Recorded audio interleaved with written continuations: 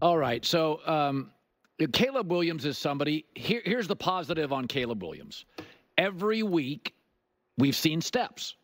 And, you know, what you get worried about is when you see a quarterback go up, back, the roller coaster. Now, you rarely get Jaden Daniels where a guy is just excellent. But with Caleb, I am seeing the accuracy, the passer rating. So against the Rams, is there anything with Caleb you saw? I felt he looked more settled. My take was from the view, he just felt a little more settled. He had a run game. That's what I saw. Yeah, I think the run game's important. I think they dialed it down a bit. They gave him easier throws. He did miss some throws that you have to make, and we'll see if that continues. I didn't really view him as a scattershot passer at USC, and he's been a little scattershot, which probably leads me to believe he's just not a comfortable player yet. I think we have to look at it this way with all young quarterbacks, Colin. There's a sense now, because so many of them come into the league, they're brands. We've been talking about these guys for years and years, seemingly since they're 12 years old.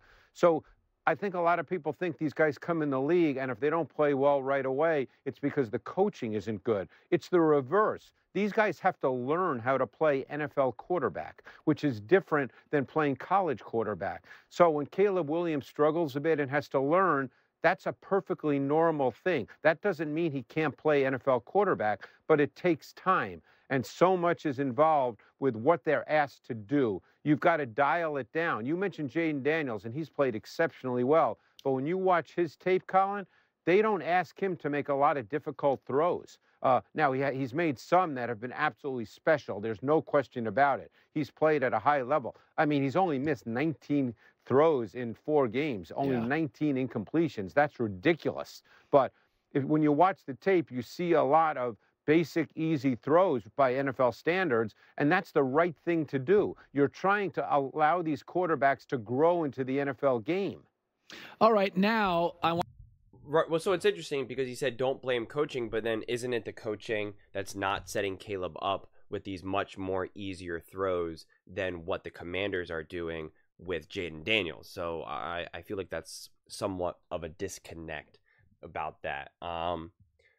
But I wanted to highlight this clip, not to kind of discuss that part, more than anything, just to discuss this idea that it seems like every time I make a Caleb Williams video or Chicago Bears and talk about this, so many of the comments are just talking directly towards me or Colin or, you know, any of the other guys, Nick Wright. They're like, stop making excuses for Caleb Williams, right? And then that seems to be such a common thing that I keep seeing again and again and again. Stop making excuses for Caleb. I thought Caleb was supposed to be amazing. He should be better now. And it's like, it's 4 weeks. I feel like I've already said this so many times, but it just seems like every single video that comes out, people are just jumping on Caleb. And it's like, guys, some of the biggest, smartest football presence in the world are saying, relax, this takes time, give it a minute. Like, why are you so confident that your conclusion on Caleb Williams is more accurate than, I don't even mean the media people, I don't even mean Colin, me, you know, who am I, Nick Ray and these guys, but like the people who like really study this, who really understand this stuff way more deeply than I or any or you will ever know. Why do you believe? You could disagree with these guys, right? Like, I'm a firm believer in that. It's okay. But it's all about the level of confidence. Like, I could disagree with Greg Cosell, even though he knows football and can break down the film and quarterback play way better than I ever will in my entire life. And I can disagree with him, and I can give you my reasons. But I won't have the same level of I won't have the courage of my conviction. I won't say, Greg Cosell has no idea what he's talking about. He's clearly a bum. He clearly doesn't know it. Caleb can't play. That's nonsense. He's awful. Yada, yada, yada. Like, I won't do that. I was like, yeah, I disagree. I understand what Greg is saying. I still think Caleb is missing a lot of easy throws, which concerns me because historically speaking, if you're missing really these easy throws, you know, at this point of your football career, it typically doesn't really get better as you get older and, you know, blah. Like, you can make those arguments, but like, it would still have to be one of those things where you're like, yeah, I totally understand what Cosell is saying, right? And I just disagree with him, but, you know, he brings up valid points. I'm seeing a different level of confidence that clearly Caleb Williams is done. Game, set, match. He's a bust. It's a failure. You're just reaching. When you say, oh, he had a good game reaching, because someone said they didn't draft Caleb Williams. That was one comment. They don't draft Caleb Williams to be a game manager. And it's like,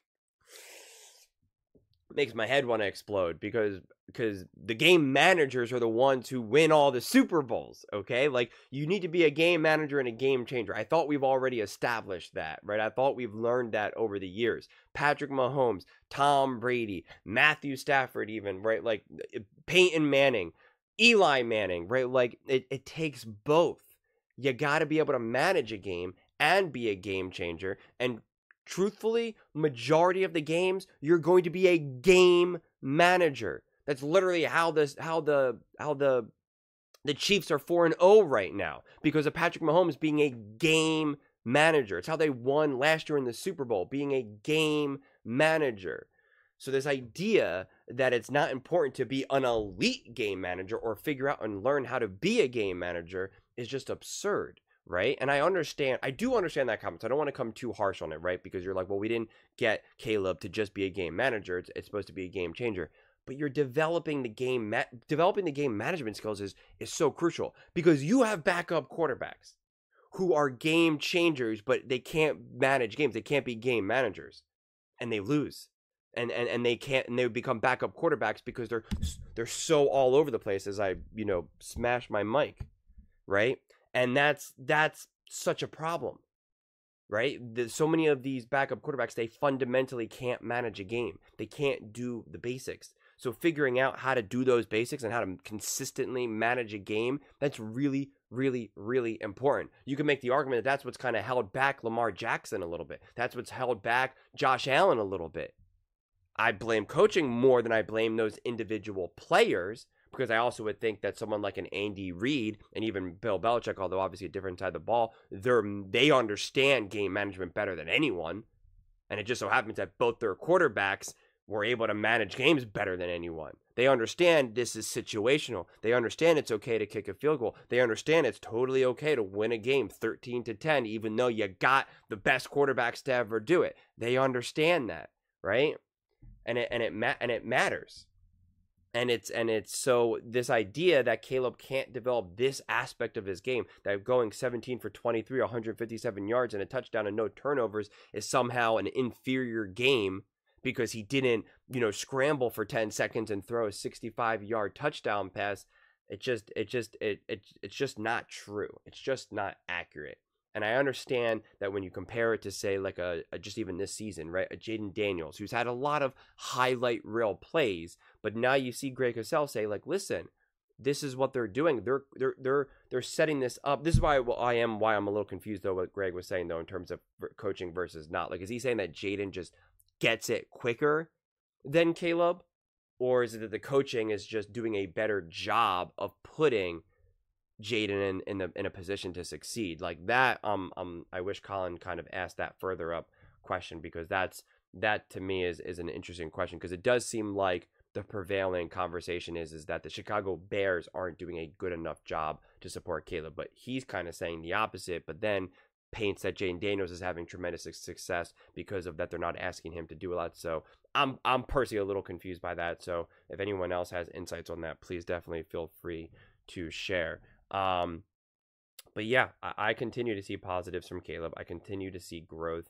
and it's okay to acknowledge that. For whatever reason, it seems like if you acknowledge that means you're just making excuses for him for somehow, because I guess he was supposed to be throwing for 400 yards, 3 touchdowns, and rush for 100 yards every single game, and anything less than that, he's just a bust. But those are just my thoughts. I'd absolutely love to hear yours.